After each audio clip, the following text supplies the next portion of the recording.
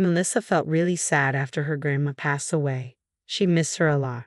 Her grandma used to say that everything would be okay and that she believed in Melissa. Those were some of the last things her grandma said before she died. Melissa and her grandma lived together since Melissa was born. She never knew her parents and didn't want to make her grandma sad by asking about them. Melissa thought maybe her parents left her because they had other things to do. Lots of people visited Melissa's grandma. Some were nice and some were not. Melissa would stay in her room when they came over because she didn't want to bother them. She knew her grandma was helping them with things. As Melissa got older, she started to understand more about the world. She realized it was different from what she thought before. Melissa thought her grandma knew a lot of things that others didn't, and as she grew up, she started to understand those things too. Sometimes it made her cry because it was scary. One day, Melissa was crying in her room again. Her grandma heard her and came in quietly to see if she was okay. Melissa said she was fine, so her grandma came in and asked what was wrong. Melissa told her grandma that she was scared. Her grandma gave her a hug and asked why she was scared. Melissa told her grandma everything. Her grandma hugged her tightly and said she was worried this might happen, that Melissa would inherit her gift. After her grandma passed away, Melissa didn't know what to do. She was only 15 and worried she would have to go to an orphanage and then to a foster home. Melissa didn't want that, so she decided to run away and hide somewhere far away. She didn't know why she made that decision, but she hoped it would work out somehow. Mr. Wesley Harris kissed his daughter on the forehead and promised to come home earlier. Chelsea sighed and told her dad it was okay for him to be at work a lot. She reassured him that she would be fine. Wesley suggested having a movie night to cheer her up. Chelsea agreed with her dad, saying she'd be okay and wanted to talk to him about something. "What is it, sweetheart?" Mr. Harris asked. Chelsea asked if they could try to find someone. "Are you sure, honey?" her father asked, concerned. Chelsea didn't want a caregiver who only did medical stuff and treated her like a kid. She wanted someone she could talk to. She didn't like the nurses from agencies because they felt fake and cold, like robots following rules. She wanted someone real. Wesley kissed his daughter again and promised to find a solution. As he went to work, he couldn't shake off how strange life had become. Just 5 years ago, he had a happy family, but now his wife had died in a car crash, and his daughter was seriously ill and bedridden. Despite spending a lot on her medicine, Chelsea's health was deteriorating, and the doctors weren't hopeful. At first, Chelsea's illness wasn't so scary. She got treatment and seemed like any other kid, but things took a turn for the worse. Chelsea started losing weight fast and became very weak. It had been a year, and she could barely leave her bed.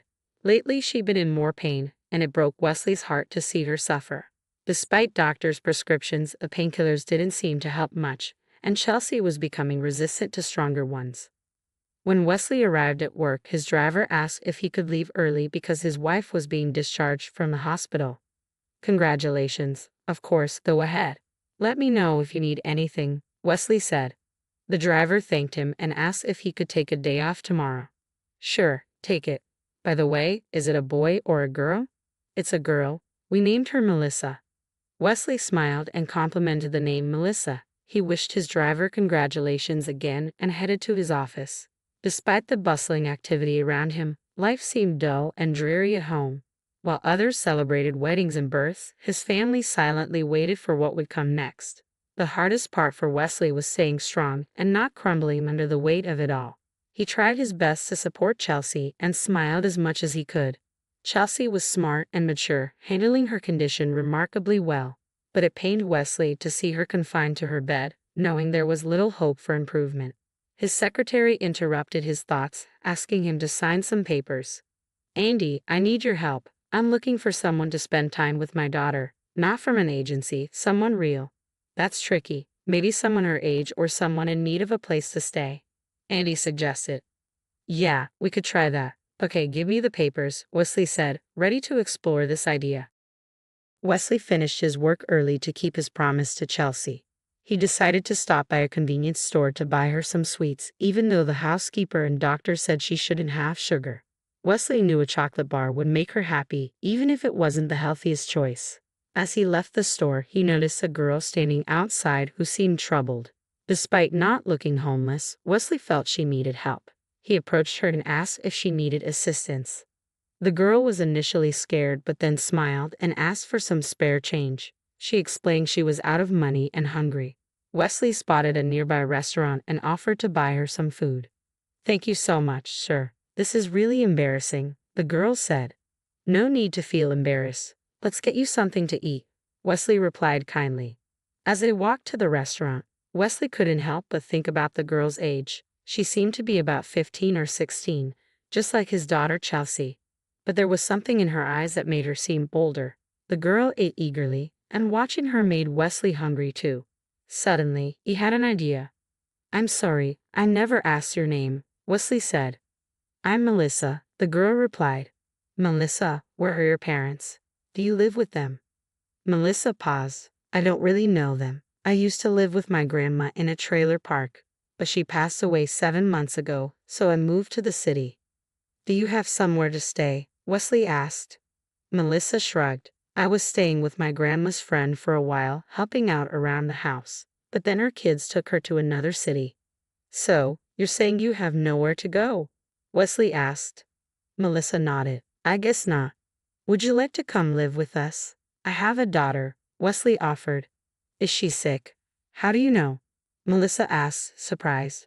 Melissa noticed Wesley's confusion and explained how she figured out he had a daughter who was sick. "You're pretty sharp. How old are you?" Wesley asked. "I'll be 16 soon," Melissa replied. "Do you have any identification with you?" Wesley inquired. "It's at the mall nearby. A nice janitor lets me keep my stuff there. Sometimes I help him clean and he lets me stay," Melissa explained. Wesley considered the situation. He liked Melissa. "So, what do you think? Want to come live with us? We have a nurse and a housekeeper. My daughter just needs someone to talk to," Wesley offered. "I understand. Yeah, I can do that," Melissa agreed. "You barely know me, yet you agreed to come with me," Wesley remarked. "Don't worry. I trust you," Melissa replied. "How much do you think I should pay you?" Wesley asked. "You don't have to pay me anything," Melissa said, kindly declining. Wesley thought Melissa was very innocent and genuine. They were in a car, driving past the bright lights of the city, and Melissa was gazing out the window. Wesley saw this as an opportunity to discuss his daughter. "So, Melissa, let me tell you about Chelsea." "You don't really have to. If she wants to, she'll share her story with me when she's ready," Melissa replied. Wesley agreed with a nod. He was still perplexed and curious about where Melissa had actually come from. When they got to his house, Wesley first showed Melissa her bedroom. She really liked it. "It's beautiful. I've never had a bed like that." "Make yourself at home. You can unpack while I step out for a bit," Wesley said. Melissa was thrilled with her own bedroom. She meticulously unpacked her belongings and arranged her clothes tightly in the closet. After finishing, Melissa silently left her room and walked into the hallway where Wesley was walking towards her. He stopped and said that it was time for her to meet Chelsea. Chelsea was sitting in her bed, looking out the window. "Hey, honey." Chelsea slowly turned around and smiled. "Hey, Dad." "Melissa, this is my daughter, Chelsea, and Chelsea, this is Melissa." Wesley introduced them. "Nice to meet you, Melissa," Chelsea said, looking at Melissa with great interest. "She is a really nice young lady. I'm sure you will get along well and make really good friends," Wesley added. "All right, you two go ahead and get to know each other. I'll go change," Wesley said. Melissa slowly walked over to Chelsea's bed and looked at her without saying anything. "Hi," she said. "Hi," Chelsea replied. Chelsea could feel that Melissa was looking deep into her soul. She had a weird feeling. Chelsea was a bit frightened and looked at Melissa, but then Melissa smiled. "Don't be scared. Everything's gonna be all right," Melissa said. Gradually, the awkward tension between them subsided, and they started talking. By the time Wesley came back, Chelsea was laughing. As he walked in and saw them, he froze. He hadn't seen her beaming and heard this laughter for the last couple of years. Melissa was telling her how her grandma would have herbal teas every time to make her memory better. She kept losing her shiny things and thought that she was forgetting them somewhere, and it turned out that a magpie was flying in and stealing them. "Are you guys having fun?" Chelsea turned to her dad and said, "We are." With that, Wesley said that dinner would be ready in an hour. He was expecting a refusal from his daughter as usual. This time, Chelsea said, "Dad, do you think we can move my bed to the kitchen? I want to eat there." Wesley was shocked. "Of course, honey. Let me get the chair instead. They had purchased a special chair for her a long time ago, but Chelsea never used it. She had totally been against it. Wesley instructed the housekeeper to prepare a table for 3 people, which surprised her. However, when she noticed Chelsea chatting animatedly with another girl, she quickly got to work. Chelsea couldn't eat a lot, but she had a hearty appetite. It was peculiar and uncommon. It was the first time she ate well. For a brief moment, Wesley began to question what the doctors had told him, but he realized that doctors from 3 different countries can be wrong at the same time. Before going to bed, Melissa noticed that Chelsea was curled up in pain. "Melissa, can you call the housekeeper? I need a shot," Chelsea said. But Melissa walked up to Chelsea and put her palm on top of her head. After a minute, Chelsea began to feel that the pain was subsiding. She had never felt anything like that before. She wanted to ask how Melissa was doing that, but she couldn't. Her eyes were drooping, and she felt like she was falling asleep. Melissa stood up to shut the door and saw the housekeeper hurrying to give Chelsea a shot. "Excuse me, ma'am, she's better. She fell asleep." "What do you mean she's sleeping? What about the—" The housekeeper appeared inside and saw Chelsea was indeed asleep. "That's impossible." 2 weeks passed, and Chelsea had changed a lot. Wesley was astonished. He saw how Melissa was leading her by the hand carefully. For the first time in the last few years, Chelsea got out into the yard.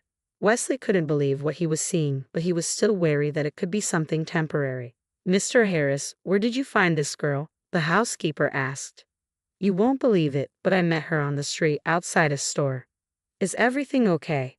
"Yeah, everything's fine. I mean, I don't know how to say this, but she's a bit strange. She knows everything.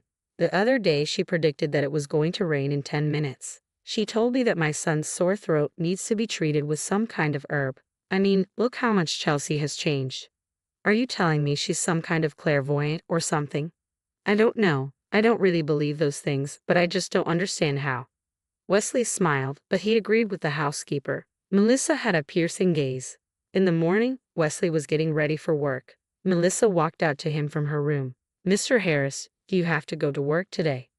"Yes. Is everything okay? Can you stay home today, please?" "Why, Melissa? What's going on?" "I have a lot of things to do at the office." Melissa kept begging him not to go anywhere and to tell his driver to stay in the city today. Wesley didn't know why he agreed to listen to her. In the end, he decided he could probably work from home today. When he turned on the TV, he saw that there was a terrible accident on the highway involving a dozen cars. It happened exactly at the exit he was supposed to take and at around the time he usually passes through that area. He immediately got a call from his driver. The driver talked for a while and thanked Mr. Harris for letting him stay in the city today. Wesley got up and headed for Melissa's room. He couldn't take it anymore. He really wanted to know who she really was. He knocked on her door, but there was no response. Then he walked towards Chelsea's room, and as he was approaching, he heard loud noises. They were arguing about something. He stood behind a slightly open door and looked through. Melissa was shouting at Chelsea. "Get up now." "I can't." "Who told you you can't?" "But I'm really sick. I can't walk." "I'm not supposed to walk." "But you're still alive. Give me your hand." Wesley froze because Chelsea put her right foot on the floor, then the left, and then she got up. She wobbled immediately, and Wesley was about to lunge, but Melissa had already had her shoulder up for her. "There you go. Good job, Chelsea," Melissa told her. "And you were telling me you were destined to be in bed." Chelsea burst out laughing.